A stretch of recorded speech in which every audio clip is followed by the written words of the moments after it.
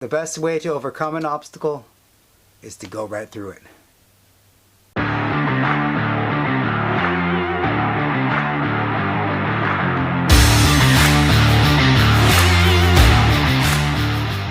What's up, dads? I'm the sober coach for Dads AC, and this is Project Sober Dad. On this channel, I help dads just like you live a happy, healthy, sober lifestyle. Today, we're going to be talking about socializing without drinking, and it's one of those things that I know I had a problem with at first, and I know plenty of people have problems with this all over the place. You see it all over the Facebook groups, you see it all over YouTube, you see it all over the place that people are having trouble socializing and without drinking, because you know drinking is kind of one of those things we think is a social lubricant, which isn't true.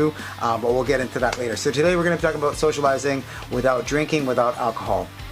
Before we get into this, just a quick medical warning. I'm not a doctor. This is not medical advice. It just is my advice. If you can't go to more than 1 to 2 hours without a drink and you're having tremors, seizures, those kind of things, please seek medical attention. This is only good for people who are problem drinkers, who haven't gone as completely as, having those crazy withdrawal symptoms yet.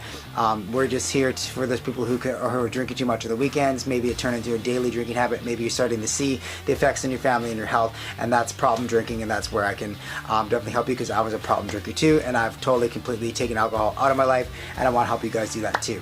So a little bit about my story. When I was at the age of 12, I found it, I started drinking. I found it helped me be more courageous, helped me be more outspoken. I was a shy kid. I felt that, the first time I drank, I was able to talk, I was able to do things. So I thought, anyways, I was drunk. How would I remember, right? Every time I found myself going to a social event after that, I had to have that alcohol, that social lubricant, just to get through, to get what I wanted to say across, to meet people, to do anything basically in a social situation. And if that's you, you're totally in the right place, because I felt that way too. And definitely one of those things where I use alcohol as a social lubricant. Until I stopped drinking that, I realized that wasn't true. Alcohol is actually kind of a selfish drug. Alcohol is one of those things where you get drunk for you, and you think you're being more social, you think you're being better be in the situations, but if you actually look at it objectively, you probably act like a doofus, and you probably, like, if you're like me, you probably drank too much and acted like an idiot. And all those, even in the beginning, if you weren't acting like an idiot, if you acted like an idiot later on, that's all anybody remembers of you, is acting like an idiot. They don't remember those witty things you said, they don't remember the jokes, they just remember you being an idiot later on in the night. So just first things first, let's count how you're sober first and record them, okay? Every time you do something sober, write it down for the first time. It's exciting, and every time you do that, you're going to be writing it down, you're going to be thinking about it, you're going to be writing. Paper and pen have like a connection. Brain and pen have a connection, right? So whenever you write something down, you're going to remember it more. And writing that, keeping that record, looking at it, say, look, this is my first time being sober, sleeping.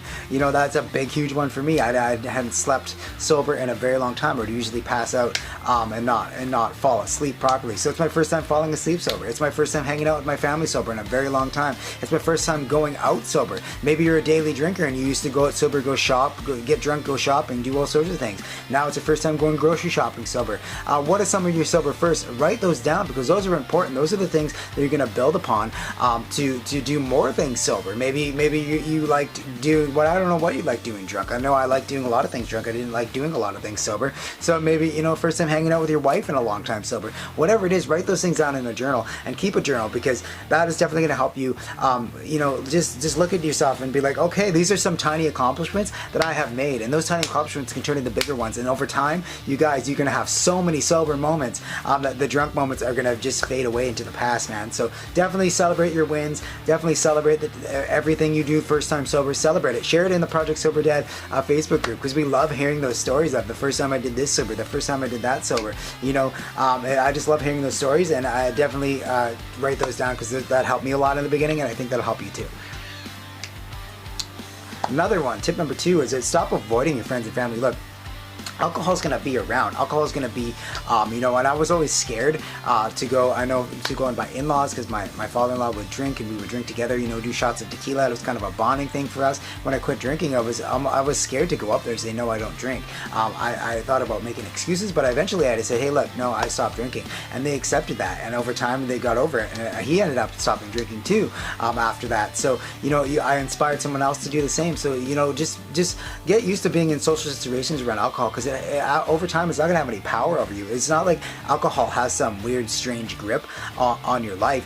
For me personally, I found that alcohol, once I realized what it was, once I got rid of the subconscious beliefs that alcohol gave me a benefit, once I saw it for the true poison it was, I saw through the illusion, I was able to be around it and look at other people and think, maybe they have a problem too. You know, there's no such thing as normal drinking. I'm a firm believer in that. There's nothing normal about drinking a poison, you guys. Alcohol is an addictive poison, and we've been tricked with the marketing and you know, the alcohol companies to think that this is not an addictive poison. It's more addictive than cocaine and heroin, in some studies have found. So why is it a normal? Why is it normal for some? You would never say, oh, look at your friend and go, oh, he only does heroin on the weekends, but he does a safe amount of heroin, or he does a safe amount of cocaine. For me, no alcohol is safe for me. It might be different for you, but I personally think that there's nothing wrong about drinking poison. So once you have that idea and that identity that you're a non-drinker, and then you can start putting yourselves in these situations to prove to yourself that you can still have fun. And look, sometimes you're going to go into social situations with friends and realize it's not fun. These people are getting sloppy drunk, they're acting like idiots. Why am I here? And maybe you'll have to remove yourself. But if you have friends that are going out to the pub and you feel strong in your sobriety, maybe you're a week in or 2 weeks in, and you feel like, hey, maybe I can go out, order a non-alcoholic drink. There's tons of non-alcoholic drinks on the menu now. Or if you go to a barbecue, just bring non-alcoholic beer if that works for you. I didn't actually use non-alcoholic beer, but I know for some people that works. Sobriety is one of those things. I found that there's many paths to sobriety. You just have to find the one that works for you. But personally, being around alcohol and just putting myself in those situations where there is going to be alcohol around you, yeah, you're gonna have cravings at first, but overcoming those was one of the biggest accomplishments I ever had in my life. And you might be able to use it too. And if being around alcohol isn't something you're up to, just try to avoid the situations and go find other things to do. But don't stop living your life just because you can't have alcohol, and don't stop hanging out with your friends if they're good friends and they're gonna support you just because alcohol is gonna be there. Don't let it control your life, guys, because it has no control over you once you realize the illusion that it's just an addictive poison that you got completely out of your life. So anyways, guys, one of those things I would say is stop avoiding your friends and family. You're not missing out on anything, because it just gives you that mindset that, hey, I can't drink, there's something wrong with me, I'm missing out on all this fun, when you're probably not missing out on a lot of fun with drinking. But the main point is that, alcohol is going to be around, so might as well just start getting used to it. I did the same thing with cigarettes. When I quit smoking, I had the nicotine inhaler, and I would just kind of go and hang out with people who were smoking, because that was one of the things that was holding me back, is I can't be social now, right? I don't smoke anymore. So how the hell am I going to go out on my work break and hang out? That's where I would hang out with my friends, So I just kind of went out there anyways, and eventually I was standing there not smoking, and everybody was smoking around me, and I didn't care. So, it's one of those things, things where you just, the more you put yourself in these situations and you overcome them, for me personally, it was the more that I got more power, inner power and inner strength just to become a non-drinker. So anyways, guys, try it out. That might work for you. If not, if you don't feel that strong in sobriety, don't do it. But I would definitely try to not avoid living life because of alcohol. And another last thing, number 3, is to start to question the benefits of alcohol. Is alcohol actually giving you a benefit? Okay, in this Naked Mind by Annie Gray, she has this technique called the ACT technique. So it's awareness, clarity, and turnaround. Okay, so let's have some awareness around alcohol. Alcohol makes me more social is probably the one that you're thinking if you're watching this video. So ask yourself, does alcohol make me more social? That's a belief I have. Okay. Now clarity is, ask yourself, well, where did that belief come from? For me, it was when I was 12 years old. The first drink I had, I became more talkative. I was hanging out with the cool kids. I was doing something awesome, and that linked into my brain, the neural pathways in my brain, and that like, hey, this is a benefit to me. This is going to help me be more social. And that subconscious belief was with me for 19 years until I actually took a look at it and said, holy shit, that's not actually true. Where did this belief come from? And when did it start? And number 3, let's turn it around. So what's the opposite of alcohol makes me social? Well, alcohol actually makes me antisocial, because when I'm drunk, I actually over time, when you start drinking more and more, I got grumpy. It causes depression, it causes anxiety, it causes all sorts of problems those are very antisocial things. Is depression and being depressed a social thing? No, but alcohol is a depressant. So how does that work out for you? It didn't work out very good for me, right? So alcohol does not make you more social. Alcohol makes you more antisocial, because now you're going inside. You're doing this just for you. And to go in a social situation where you're actually able to share and be there and be present with other people, that's definitely social. Alcohol does not make you social at all. So that's not true. That's one of those beliefs that I definitely think isn't true, and hopefully you can start to see that it's not true in your life as well. Because that's the complete opposite of being social. Just question your beliefs, and just question where they came from, and question what's the opposite of that. Okay.